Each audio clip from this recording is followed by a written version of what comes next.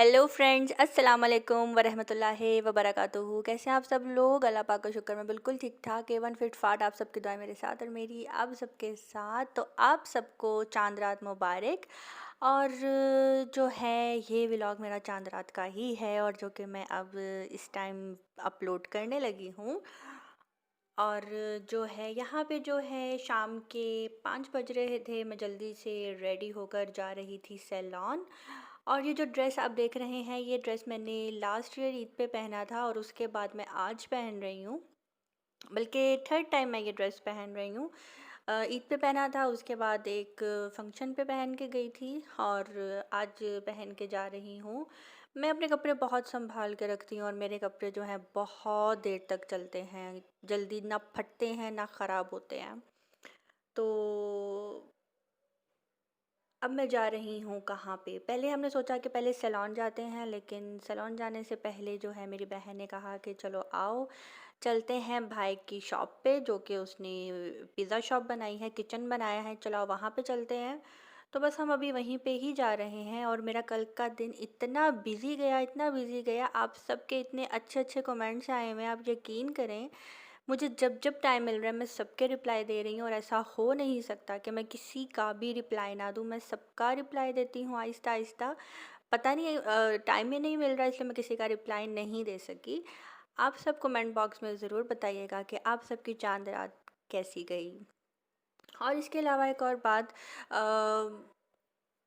वक्त बदलता जा रहा है, बहुत बहुत कुछ चेंज हो गया है, बहुत कुछ चेंज हो गया है। जब हम छोटे होते थे तो मस्जिदों से चांद रात वाले दिन बहुत ज़्यादा जो है नातों की और इबादत की आवाज़ें आ रही होती थी। मुझे आज भी याद है जब हम छोटे होते थे तो दादी के साथ हम उनके, यानी कि हम दोनों बहनें अपनी दादी के साथ सोती थीं और दादी मेरी सो जाती थीं और हम दोनों बहनों को बिल्कुल नींद नहीं आती थी सारी रात, क्योंकि दादी हमें लेकर जाती थीं बाज़ार और चूड़ियाँ पहनवा कर आती थीं।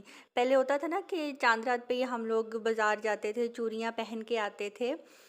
तो अच्छा, कोई मेरी रे रे पे हंसे ना, क्या कर सकती हूँ, लाहौरी हूँ और लाहौरी में रे रे ना यूज़ करें ऐसा हो नहीं सकता।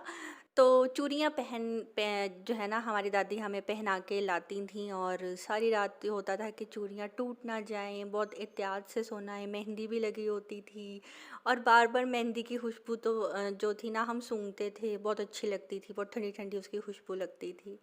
तो अब तो वो बात ही नहीं रही, ना मस्जिद से आवाज़ आती है ना कुछ। और इस साल तो बहुत कुछ बदला।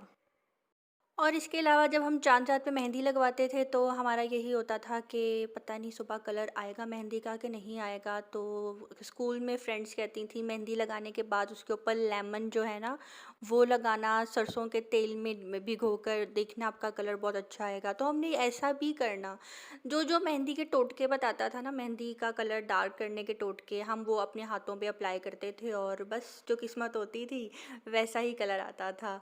और ऐसी भी बात होती थी स्कूल में कि जिसकी सास उससे बहुत प्यार करती है उसका मेहंदी का कलर बहुत तेज़ आता है। फिर एक ट्रेंड आ गया कि जिसका शौहर उससे बहुत प्यार करता है उसका मेहंदी का कलर बहुत तेज़ तेज़ आता है।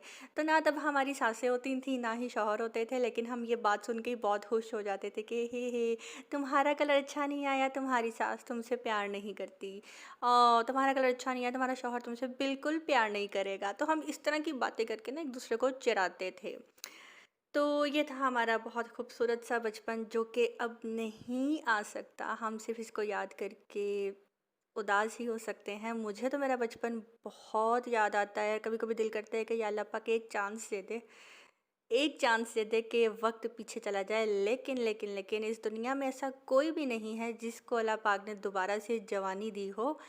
और बचपन तो बहुत ही दूर की बात। और जो हज़रत ज़ुलेहा थी उनको ही जवानी मिली थी।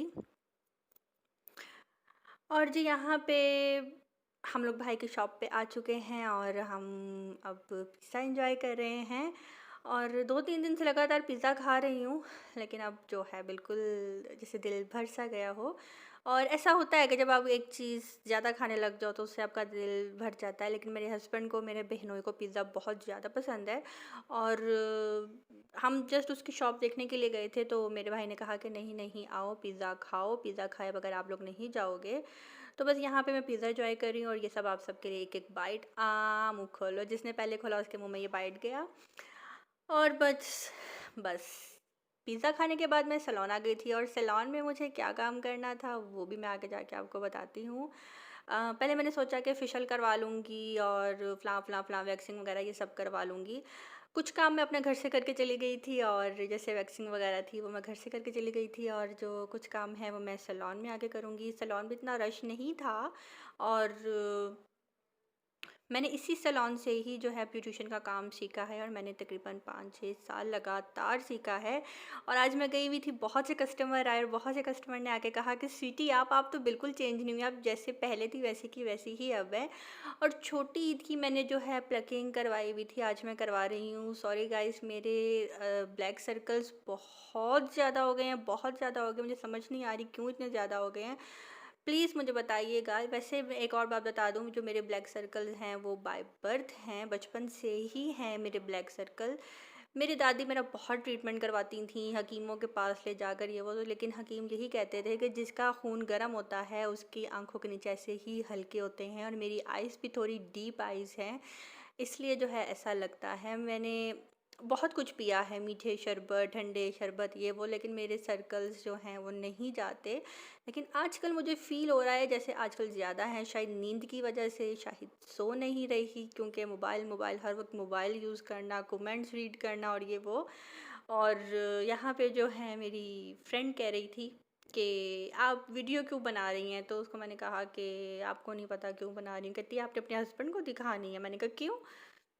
कहती है आपने अपने हस्बैंड को दिखानी है कि मैंने मास्क नहीं उतारा था, मैंने बहुत एहतियात से काम करवाया। मैंने कहा हाँ, तुम्हें कैसे पता लगा? क्योंकि मैंने बहुत से लोगों को नहीं बताया हुआ कि मैं व्लॉगिंग कर रही हूँ। मुझे नहीं अच्छा लगता कि मैं अपनी पर्सनल लाइफ में अपने फ्रेंड्स को या अपने रिश्तेदारों को ऐड करूँ जो कि देखें। और क्योंकि आपके जो दोस्त हैं वो तो आपको अप्रिशिएट करेंगे, और लेकिन जो आपके रिश्तेदार होते हैं वो बातें ही करते हैं, जितने मर्ज़ी अच्छे हो जाएँ। इसलिए जो है मैं अवॉइड करती हूँ कि रिश्तेदारों को पता लगे कि मैं व्लॉगिंग कर रही हूँ, क्योंकि मैं अपने हस्बैंड की परमिशन से कर रही हूँ। इसलिए मुझे किसी से बात सुनना बिल्कुल पसंद नहीं है, क्योंकि मैं किसी को बात नहीं करती, और कोई मुझे करे तो मुझे बिल्कुल अच्छा नहीं लगता। और यहाँ पे जो है पहले तो मेरी बहन को मैं ही मेहंदी लगाती थी, लेकिन आज मेरा दिल था कि बस मैं सैलून से लगवाऊँ।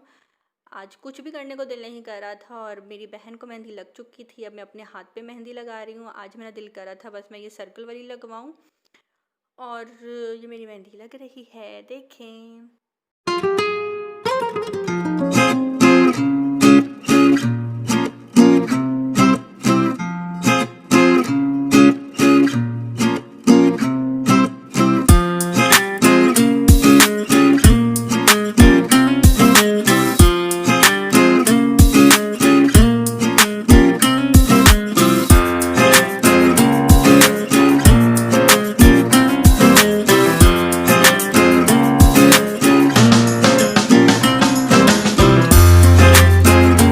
तो जी मेहंदी लगवा के मैं घर आ चुकी थी, और जो मेरी बहन है उसकी मेड उसके साथ आई हुई थी, और उसको भी मेहंदी लगानी थी, उसकी भी ईद थी। और अच्छा नहीं लगता कि हम मेहंदी लगा कर आएँ और उसको हम मेहंदी ना लगाएं। उसको हम साथ इसलिए नहीं लेकर गए कि मलीहा जो थी उसके पास थी, मम्मा को घर पे खाना पकाना था, और उसको कहा कि मैं तुम्हें आके मेहंदी लगा दूँगी। वैसे प्लान यही था कि मैं घर पे ही आके मेहंदी लगाऊँगी और उसको भी, लेकिन बाद में फिर प्लान चेंज हो गया, तो मैंने सोचा कि चलो यार मैं ही उसको घर जाके मेहंदी लगा दूँगी। तो यहाँ पे जो है मैं उसको जल्दी जल्दी मेहंदी लगा रही हूँ।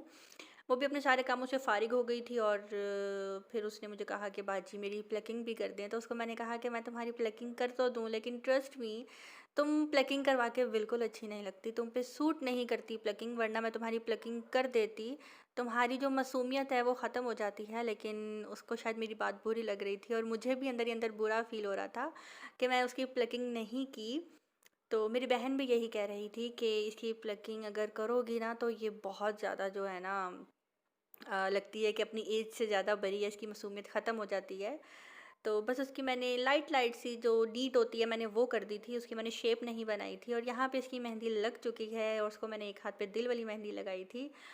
और यहाँ पे जो है मैं अपनी बहन की वैक्सिंग कर रही थी और स्ट्रिप्स जो कि मैंने पहले आप सबके साथ शेयर की हुई थी, ये एक स्ट्रिप के साथ जो है मैंने इसकी दोनों बाजू वैक्स की थी।